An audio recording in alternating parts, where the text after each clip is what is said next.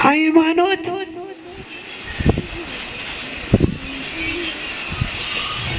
በምስጢር የምናገኘውን ነገር የሚገልጥ ተስፋ የምናደርገውን ነገር የሚያስጨብጥ በተስፋ የተነገረንን እግዚአብሔርን መንግስት የምታስወርስ ያላየነውን የምታሳይ ናት ካለ በኋላ ዘበእንቲአ ሰማዕተ ኮኑ አበዊነ ጻድቃን ስለ እርሷም ምስክር ሆኑ አለ። ስለ እርሷ ምስክርነታቸውን ሰጡ። አባቶቻችን ሃይማኖታቸውን ገለጡ ይላል። ጻድቁ አባታችንን ጻድቅ ስንላቸው እንዲሁ አይደለም። ዛሬ ልደታቸውን ነው የምናከብረው።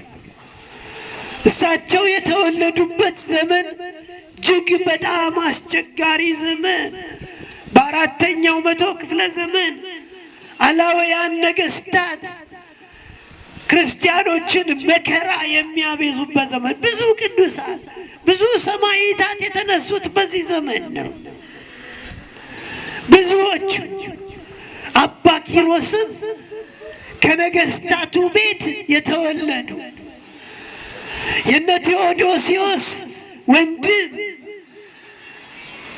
የነበሩ በነ ዲዮቅልጥያኖስ የንግስና ቤተሰብ ውስጥ የነበሩ ነገር ግን የነገስታቱን ፈለግ ያልተከተሉ በዚያ ጊዜ የነበሩት ነገስታት የእነርሱ ዘመዶች ክርስቲያኖችን በመጨፍጨፍ ከእግዚአብሔር ሕግ በመውጣት የሚታወቁ ነበሩ። መጽሐፍ ጽፎላቸዋል። በአባ ኪሮስም ዘመን እንዲሁ አይነት ነገር ነበር።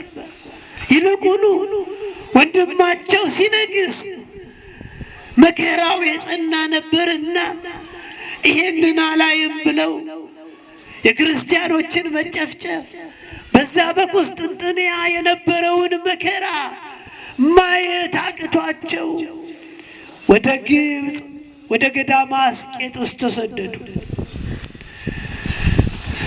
ሸሹ። የክርስቲያኖችን ጭፍጨፋ ላለማየት በአቅማቸው ብላቴና ልጅ ነበሩና ገና በልጅነታቸው አይታገሉ ነገር ገና ልጅ ናቸው። ስለዚህ አላይም ብለው ወደ ገዳም ገቡ። አንደኛው ሃይማኖታቸውን የመሰከሩ በልጅነታቸው በሕፃንነታቸው መንነው ምነናን ያስተማሩ የንግስና ኑሮ የንጉስ ቤተሰብ ሕይወት አልፈልግም፣ ከዚያ ይልቅ እግዚአብሔር ይሻለኛል፣ ከዚያ ይልቅ ቤተ ክርስቲያን ትሻለኛለች፣ ከዚያ ይልቅ ሃይማኖት ይበልጣል ብለው ንግስናቸውን የንጉስ ቤተሰብነታቸውን ጥለው ወደ ገዳም ገቡ። ይሄ ነው ሰማዕተ ኮኑ አበዊነ። አባቶቻችን እንዲህ ነው የመሰከሩልን። እንዲህ ነው በኃጢአት ዓለም እንዳንኖር፣ በግፍ ዓለም እንዳንኖር፣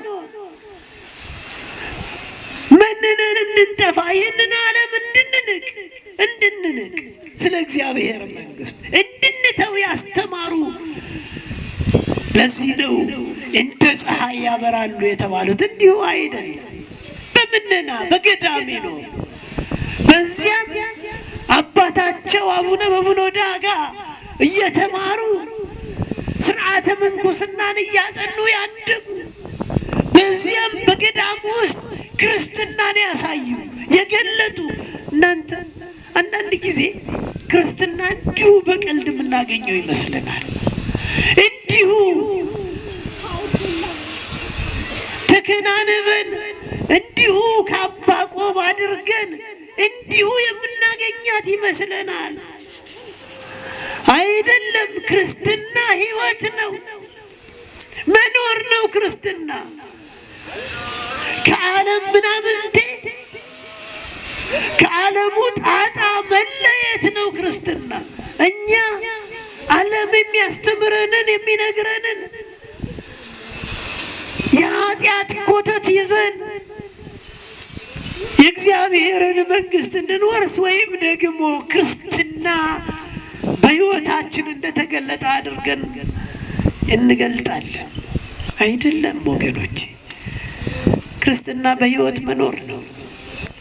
ክርስትና የዓለምን ጉዳይ መተው ነው። ክርስትና ዓለሙ ከሚያመጣብን የኃጢአት ጉዳይ መለየት ነው። ክርስትና በወንድማማች መዋደድ ውስጥ መኖር ነው።